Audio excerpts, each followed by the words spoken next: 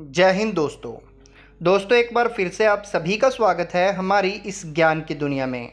दोस्तों आज के हमारे इस वीडियो में हम आपको सुनाएंगे शिव महापुराण रुद्र संहिता के द्वितीय खंड के अध्याय 37वें की कथा। तो चलिए वीडियो को करते हैं शुरू। दोस्तों दक्ष का सिर काटकर यज्ञ कुंड में डालना ये इस कथा में बताया गया है। हे नारद, यज्ञशाला में उपस्थित सभी देवताओं को डराकर और मारकर वीरभद्र ने वहां से भगा दिया और जो बाकी बचे उनको भी मार डाला।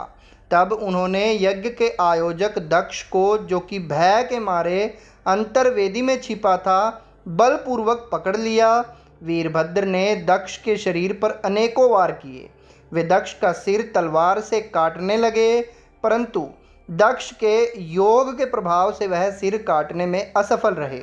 वीरभद्र ने दक्ष की छाती पर पैर रखकर दोनों हाथों से उसकी गर्दन मरोड़कर तोड़ दी। तत्पश्चात दक्ष के सिर को वीरभद्र ने अग्निकुंड में डाल दिया। उस महान यज्ञ का संपूर्ण विनाश करने के उपरांत वीरभद्र और सभी गण जीत की खुशी के साथ कैलाश पर्वत पर चले गए और शिवजी को अपनी विजय की सूचना दी। इस समाचार को पाकर महादेव जी बहुत प्रसन्न हुए। दोस्तों यहाँ समाप्त होता है 37वां अध्याय और शुरू होता है 38वां अध्याय, जिसमें दधीचि विवाह ध्रुव के बारे में बताया गया है। सूत जी कहते हैं, हे महर्षियों, ब्रह्मा जी के द्वारा कही हुई कथा को सुनकर नारद जी आश्चर्यचकित हो गए तथा उन्होंने ब्रह्मा जी से पूछा कि भगवान विष्णु शिव जी को छोड़कर अन्य देवताओं के साथ दक्ष के यज्ञ में क्यों चले गए? क्या वे अद्भुत पराक्रम वाले भगवान शिव को नहीं जानते थे? क्यों श्रीहरि ने रुद्र गणों के साथ युद्ध किया? कृपया कर मेरे अंदर उठने वाले इन प्रश्नों के उत्तर देकर मेरी शंकाओं का समाधान करें। ब्रह्मा जी ने नारद जी के प्रश्नों के उत्तर देते हुए कहा, हे मुनिश्रेष्ठ नारद, पूर्व काल में राजा ध्रुव की सहायता करने वाले श्रीहरि को दधीचि मुनि ने शाप दे दिया था, इसलिए वे भूल गए और दक्ष के यज्ञ में चले गए। प्राचीन काल में दधीचि मुनि महातेजस्वी राजा ध्रुव के मित्र थे, परंतु बाद में उन दोनों के बीच बहुत विवाद खड़ा हो गया। विवाद का कारण मुनि दधीचि का 4 वर्णों ब्राह्मण, क्षत्रिय, वैश्य और शूद्र के ब्राह्मणों को श्रेष्ठ बताना था, परंतु राजा ध्रुव को धन वैभव के अभिमान में डूबे हुए थे। इस बात से पूर्णतः असहमत थे। ध्रुव सभी वर्णों को राजा को ही श्रेष्ठ मानते थे। राजा को सर्वश्रेष्ठ और सर्ववेदमय माना जाता है, यह श्रुति भी कहती है।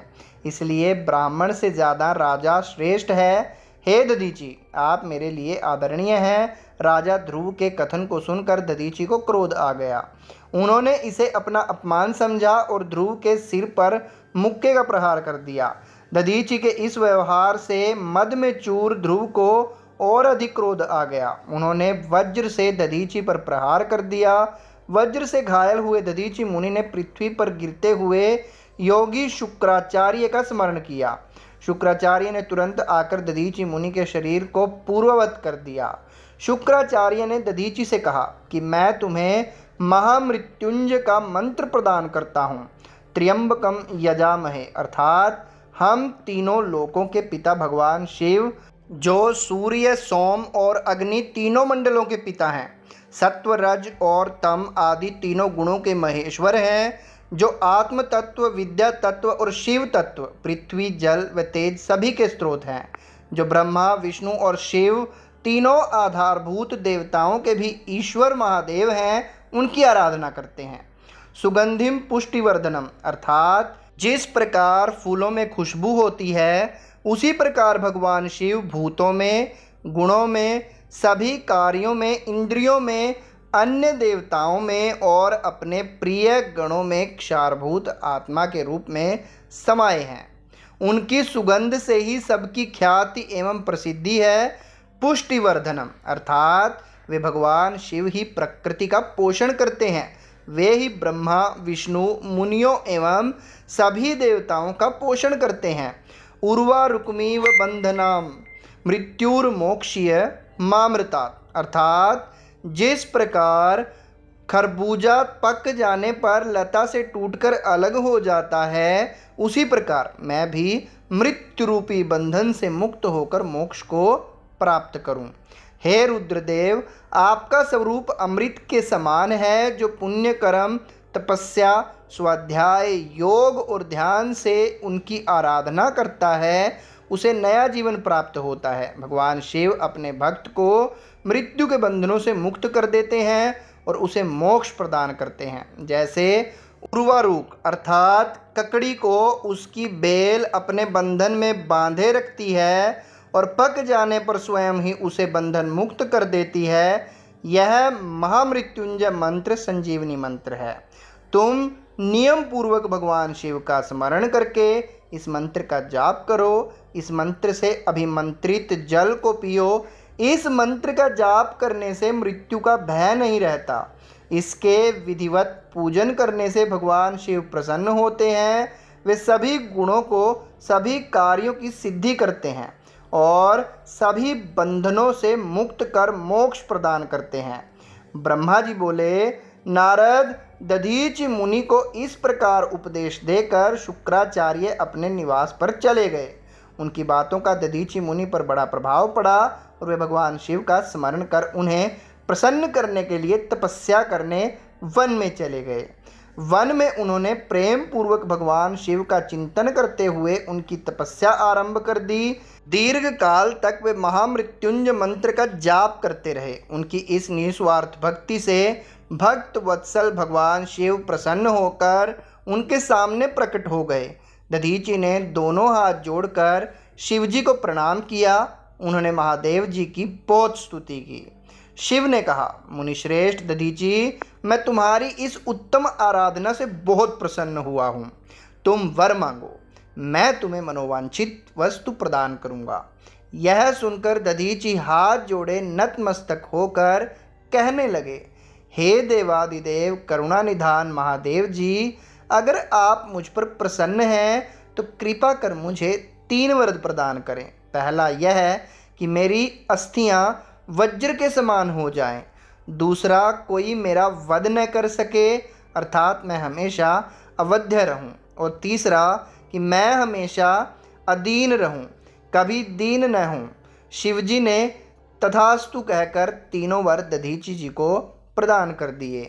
तीनों मनचाहे वरदान मिल जाने पर महर्षि दधीचि बहुत प्रसन्न थे। वे आनंद मग्न होकर राजा ध्रुव के स्थान की ओर चल दिए। वहां पहुंचकर दधीचि ने ध्रुव के सिर पर लात मारी। ध्रुव विष्णु जी का परम भक्त था। राजा होने के कारण वह भी अहंकारी था। उसने क्रोधित हो तुरंत दधीचि पर वज्र से प्रहार कर दिया, परंतु ध्रुव के प्रहार से दधीचि मुनि का बाल भी बांका नहीं हुआ। यह सब महादेव जी के वरदान से ही हुआ था। यह देखकर क्षुब्ध को बड़ा आश्चर्य हुआ। तब उन्होंने वन में जाकर इंद्र के भाई मुकुंद की आराधना शुरू कर दी। तब विष्णु जी ने प्रसन्न होकर ध्रुव की दिव्य दृष्टि प्रदान की। ध्रुव ने विष्णु जी को प्रणाम कर उनकी भक्ति भाव से स्तुति की। तत्पश्चात क्षुब्ध बोले, भगवान मुनि श्रेष्ठ दधीचि पहले मेरे मित्र थे, परंतु बाद में हम दोनों के बीच में विवाद उत्पन्न हो गया। दधीचि ने परम पूजनीय भगवान शिव की तपस्या महामृत्युंजय मंत्र से कर उन्हें प्रसन्न किया तथा अवध्य रहने का वरदान प्राप्त कर लिया। तब उन्होंने मेरी राजसभा में मेरे समस्त दरबारियों के बीच मेरा घोर अपमान किया। उन्होंने सबके सामने मेरे मस्तक पर अपने पैरों से आघात किया। साथ ही उन्होंने कहा कि मैं किसी से नहीं डरता। भगवान मुनि दधीचि को बहुत घमंड हो गया है। ब्रह्मा जी बोले, नारद, जब श्रीहरि को इस बात का ज्ञान हुआ कि दधीचि मुनि को महादेव जी द्वारा अवध्य होने का आशीर्वाद प्राप्त है, तो वे कहने लगे कि ध्रुव, महादेव जी के भक्तों को कभी भी किसी प्रकार का भी भय नहीं होता है। यदि मैं इस विषय में कुछ करूं तो दधीचि को बुरा लगेगा और वे शाप भी दे सकते हैं। उन्हीं दधीचि के शाप से दक्ष यज्ञ में मेरी शिवजी से पराजय होगी, इसलिए मैं इस संबंध में कुछ नहीं कहना चाहता, परंतु ऐसा कुछ जरूर करूँगा जिससे आपको विजय प्राप्त हो। भगवान विष्णु के ये वचन सुनकर राजा चुप हो गए। दोस्तों यहाँ पर समाप्त हो जाता है अध्याय 38वां और हमारे आज का वीडियो भी। जल्दी मिलेंगे आपको फिर से एक और नए वीडियो के साथ। तब तक के लिए जय हिंद, जय भारत।